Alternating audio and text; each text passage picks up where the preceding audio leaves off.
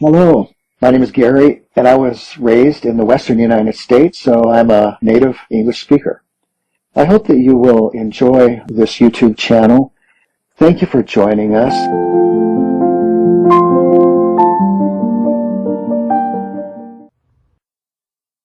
The emergence of the catfish has coincided miraculously with a sudden abundance of food. The earth of the paddy fields, when they were dry, contained millions of microscopic eggs laid the previous year by water fleas. Now that the paddies are flooded once again, these eggs also hatch, so the waters have become rich with food. A dragonfly larva is hunting. The water fleas are an easy prey. The young catfish are also feeding on them and growing quickly. As the seedlings sprout, the land is transformed yet again and turns green. Beneath the surface of the water, the duels between the hunters and the hunted continue. A water stick insect sits poised, waiting for its prey to come within range. And the dragonfly larva, once a hunter, now itself becomes a victim. A water scorpion conceals itself in the mud. The young catfish seem totally unaware of the danger that threatens them. A bloodworm, the larva of a midge, is food for a fire-bellied newt. The giant water bug is a giant indeed. It's the largest insect in Japan and a formidable hunter. With grim persistence, the giant water bug sucks out the nutritious fluids from the frog's body. The empty husk will then be cast aside and be absorbed into the mud. A black kite hunts above one of the small patches of woodland that grow alongside the terraced fields. These woods are a vital element in the complex world of Satoyama. They act as water reservoirs, absorbing the falling rain and then gradually releasing it so that it can seep down through the soil to the plains there to evaporate and so to return to the atmosphere. The woods have been used for centuries by the local people who come here to forage for food, to gather firewood and to make charcoal. Many of the oaks have strange multiple trunks. That is because they have been used by the people to grow a delicacy that is much relished by Japanese gourmets. The slender trunks and branches of oaks are regularly cut and then stacked in piles called horigai. They are then left here for about a month to dry out. When the sap is all gone, holes are bored into them. Plugs made of a mixture of sawdust and mushroom spawn are then hammered into each hole and sealed with a plug of wood. Shiitake mushrooms eventually sprout from the plugs of wood, and Japanese cooks will pay high prices for them. The oak tree, in spite of its harsh treatment, does not die. Its stumps sprouts once more. It will not be cropped again for 18 years or so. As the young branches grow, they attract new visitors.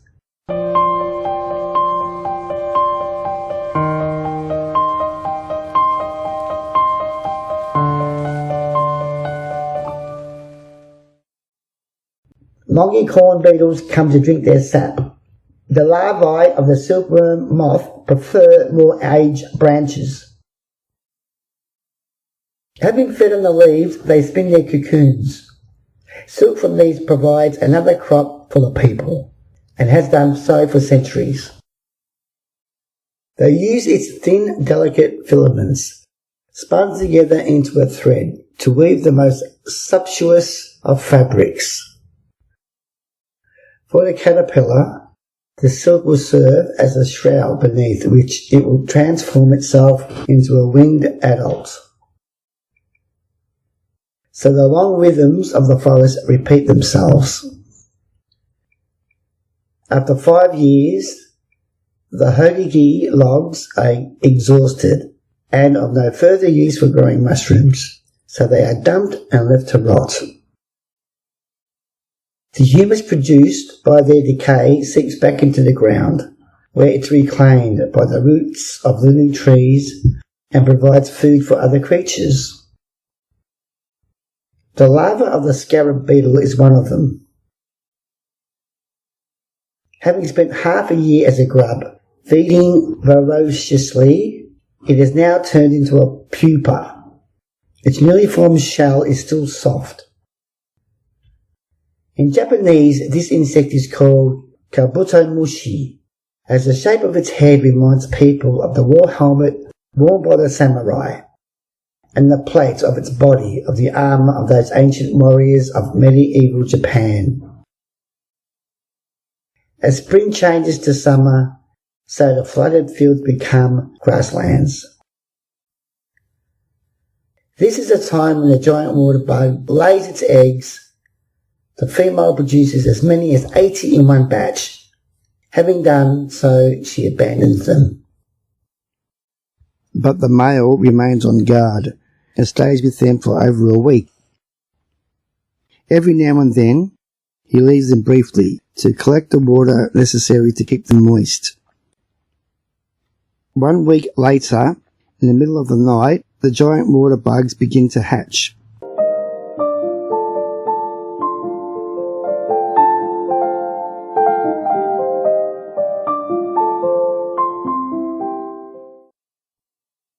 It's summer, and water from the forest continues to flow down into the rice fields. It travels along their network of channels and then goes on down to Lake Biwa. The young catfish are now about 2 months old.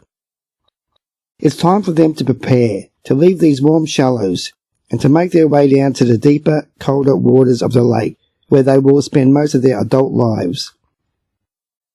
Their parents came up through the farmers' waterways to reach these rice fields. Now their offspring use the same channels to take them down to the lake. Without the work of the farmers and the methods they have developed to grow their rice, the catfish of Lake Biwa will not have these extensive nurseries.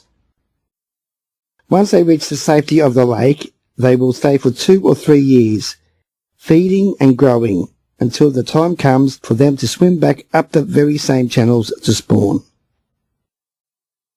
Now, another small creature is preparing to leave the rice fields.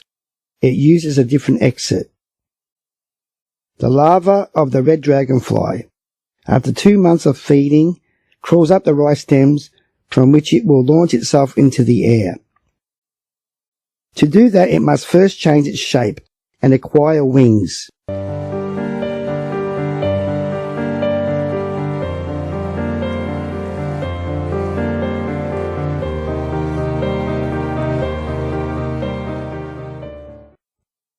The dragonfly will leave these terraced fields and fly away to the nearby mountains for the summer months. At the end of June, it's midsummer. The days are long and warm. The people living in the small villages alongside the rice fields make their own special contributions to the living landscape of Satoyama. The flowers in the gardens are an important source of nectar for many species, including swallowtail butterflies. In the corner of a village garden, a large spider waits on its web.